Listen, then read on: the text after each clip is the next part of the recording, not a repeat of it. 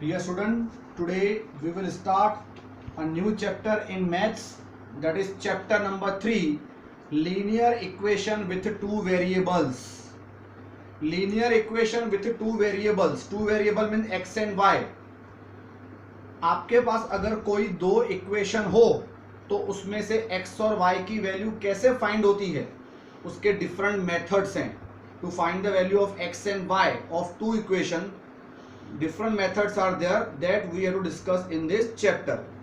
And the main thing is x और y की value तो हमें फाइंड करनी ही करनी है, plus some time how to frame a equation.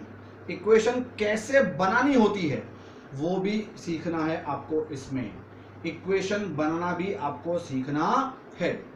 Now see how to make a equation. I am going to explain you illustration number 2 of textbook. Keep textbook with you. Romila went to a stationery shop and purchased 2 pencil and 3 eraser for 9 rupees.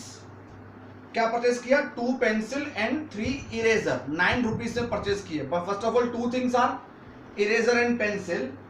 So you have to write let eraser equals to x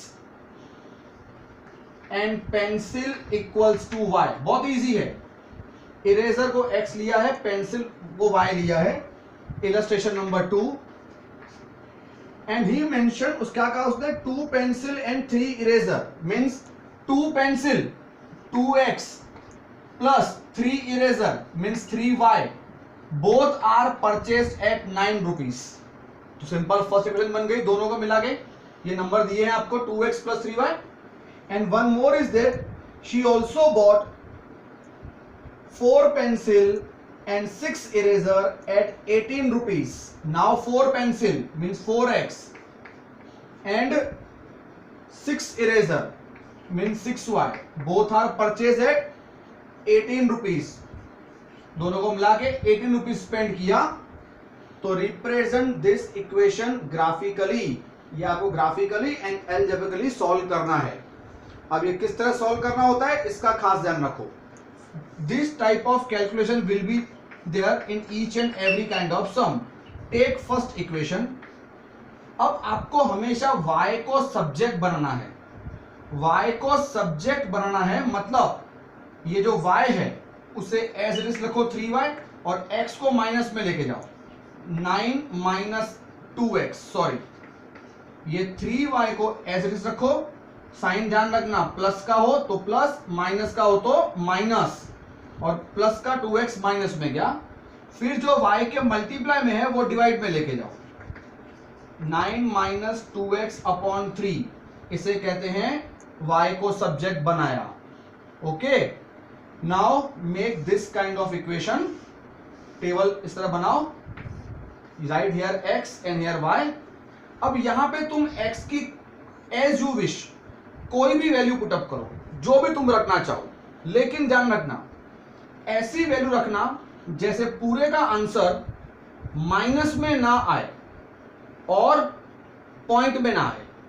जैसे कई बच्चे बोल sir 1 रखें. देखो सोचने का पहले 1 रखोगे तो 2 1 या 2, फिर 9 माइनस 2 7 होगा. अब 7 अपॉन 3 तो होता ही नहीं है, पॉइंट में आएगा तो 1 नहीं रख सकते. ऐसे और कुछ रखो. जैसे मैं बोलता हूं, देखो सपोज मैं यहाँ पे 0 रखूं तो 0 इंटू 2 0, 9 माइनस 0 9, फिर 3 डिवाइड हो जाएगा. So you to mention here 9. ऐसे वैल्यू रखने से पहले सोचो कि आंसर आएगा और आए तो फिर मेंशन करो. Equals to 9 upon 3 means answer क्या आया 3. तो x में क्या पुटअप किया 0 वो मेंशन करो और आंसर क्या आया 3 y का. अब फिर से और कुछ पुटअप करो. देखो 2 पुटअप करोगे तो भी नहीं होगा. 2 2 जा 4, 9 माइनस 4 मतलब 5, 5 अपॉन 3 नहीं होता. ओके, 3 पुटअप करो. 2 3 जा 6 तो यस 9 माइनस 6 मतलब 3, फिर 3 अपॉन 3 हो जाएगा.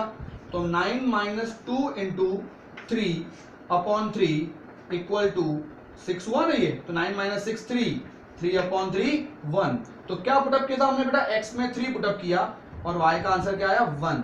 इस तरह से आपको वैल्यू पुटअप करनी है। कोई भी वैल्यू तुम पुट कर सकते हो, लेकिन आपका आंसर परफेक्ट डिजिट में आना चाहिए और 2 ही वैल्यू पुटअप करनी है। नाउ सेकंड इक्वेशन ले लो, same process, 4x plus 6y equal to 18। अब इस इक्वेशन भी आप डायरेक्टली जो सिखाया वो कर सकते हो, लेकिन एक चीज देखो, कभी भी आपको नोटिस हो, ये अच्छे अच्छे बच्चों को जो होता है ना उनको नोटिस होता है, आप भी ट्राई करो। देखो सभी नंबर 2 से डिवाइड हो सकते हैं। अगर तीनों के तीनों फॉर्म मतलब a, b और c तीनों फॉर्म अगर कोई कांस्टेंट नंबर से डिवाइड हो सके तो उनको डिवाइड कर दो, क्योंकि वो डिवाइड होगा तो इक्वेशन छोटी हो जाएगी, कैलकुलेशन विल बी इजी। जैसे डिवाइड बाय 2 करूं तो सबको, तो 2x plus 3y equals to 9। Okay, तो ये आपकी न्यू इक्वेशन फॉर्म होगी, फिर इसको भूल जाओ, अब इसका सॉल्यूशन करो। Now same way 3y equal to y को ऐसे रखा, 2x वहां लेके जाएंगे, 9 माइनस 2x, तो y equal to 9 minus 2x upon 3। देखो ये इक्वेशन तो सेम ही है, सेम ही है।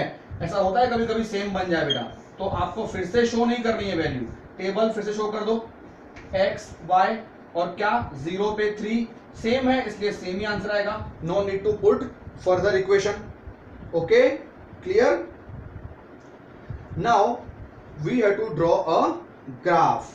How we can draw graph? देखो x की हाईएस्ट वैल्यू 3 है, पहले ध्यान रखना, और y की हाईएस्ट वैल्यू 3 है, सबकी सब वैल्यू ग्राफ, ये ग्राफ आपको ड्रॉ करना है ग्राफ पेपर में, और यहाँ पे 0 होता है हमेशा, फिर डार्क लाइनिंग पे 1 2 3 4, क्यों ये 1 2 3 4 5 6 लिख रहा हूं? Because maximum value single digit ही है, तो 1 1 का इंटरवल रखो। अब सुनना बेटा, कभी कभी क्या होगा, हाईएस्ट वैल्यू 25 होगी, अगर हाईएस्ट वैल्यू 25 हो तो 2 2 का इंटरवल रखो, 2 4 6 8 10 इस तरह से। ओके, 50 हो तो 5 5 का इंटरवल रखो।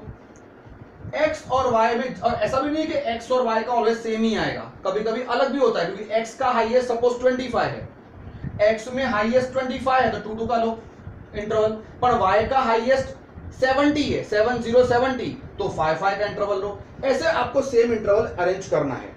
अब आपको ये पुटअप करना है, कैसे वो देखो।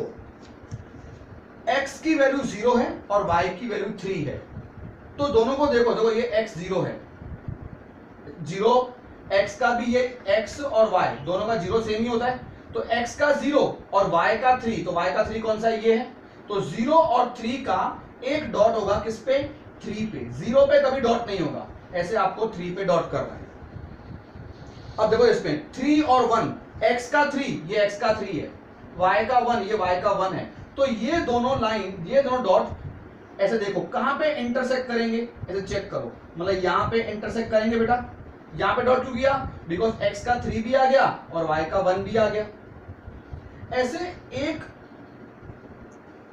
टेबल के, एक जो पूरा टेबल है इसके 2 ही डॉट होंगे, एक डॉट इसका, एक डॉट इसका, और फिर स्केल की हेल्प से इसको तुम प्रॉपरली लाइन ड्रॉ कर दो, स्केल का यूज करना। और ये कौन सी इक्वेशन है? 2x plus 3y equal to 9 वाली, तो यहां मैं किस कहीं पे 2x plus 3y equals to 9।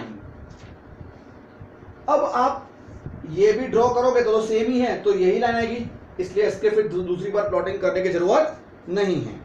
Okay, तो आई थिंक तुम समझ गए किस तरह सम करना है। पहले आपको इक्वेशन में y को बनाना है सब्जेक्ट, और फिर y को सब्जेक्ट बना के फिर x में वैल्यू पुटअप करनी है कोई भी, बराबर, और y का आंसर ढूंढना है, और फिर आपको प्लॉटिंग करनी है। और कभी कोई इक्वेशन में सभी नंबर किसी कॉमन नंबर से डिवाइड होते हो तो पहले वो डिवाइड कर दो, इक्वेशन न्यू मिलेगी, उस न्यू इक्वेशन का सॉल्व करो। न्यू इक्वेशन सेम है इसलिए हमने एज इट इज लिख दिया, लेकिन अलग होती तो हम फिर से इसको भी सॉल्व करेंगे, फिर डबल लाइन निकलेगी, नेक्स्ट वीडियो पे इसका डिस्कशन करेंगे। I hope you understood very well. Thank you very much.